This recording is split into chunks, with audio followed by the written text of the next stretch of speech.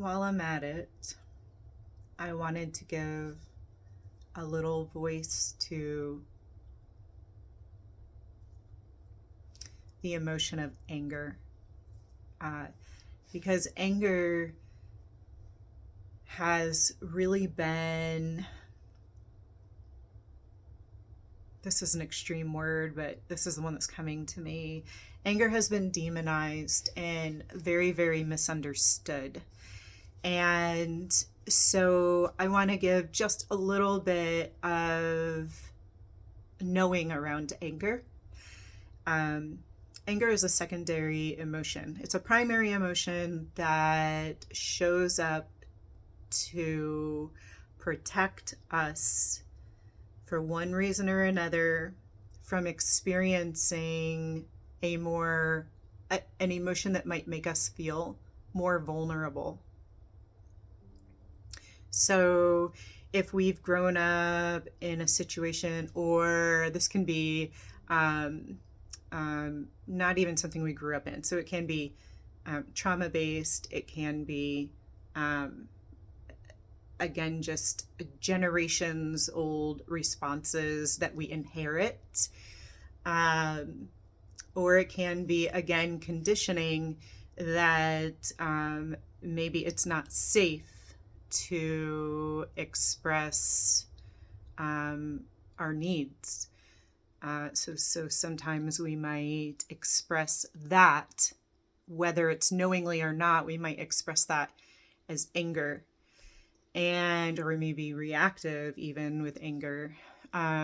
Sometimes if we feel fear for one reason or another, that may not be a safe thing to, or you might feel too vulnerable to express that you feel fear, and to be able to talk about it. So anger will come in to guard against the experience of feeling the fear. Instead, it turns into anger. Or it may even be that when we feel out of control, that we don't have control of a situation, again, anger can step in as a cover up to potential fear, grief, sadness, the more vulnerable emotions that we culturally have been conditioned to stuff away, to not show that we experience. So when we become so very conditioned in it, again, this might not be a conscious thing that we're doing. It might be very subconscious. It's like the iceberg effect. We see this much of it, but what's underlying the water where an iceberg is humongous, and it's oftentimes unseen and unrecognized. And then what does that do? Well, it sinks a ship. So we don't want our anger to eat us alive and cause us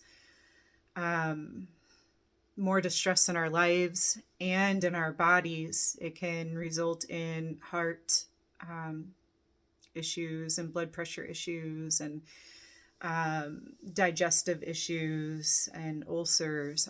There's so many physical things. It can cause lung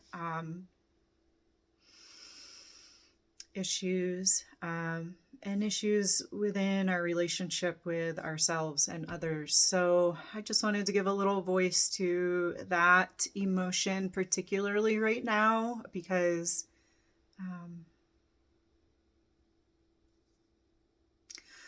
it just felt necessary. And I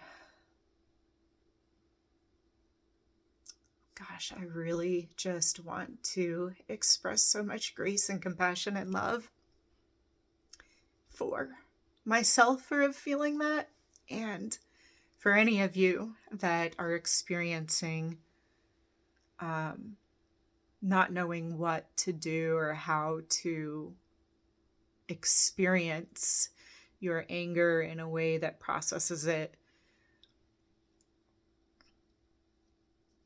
in a way that brings you peace.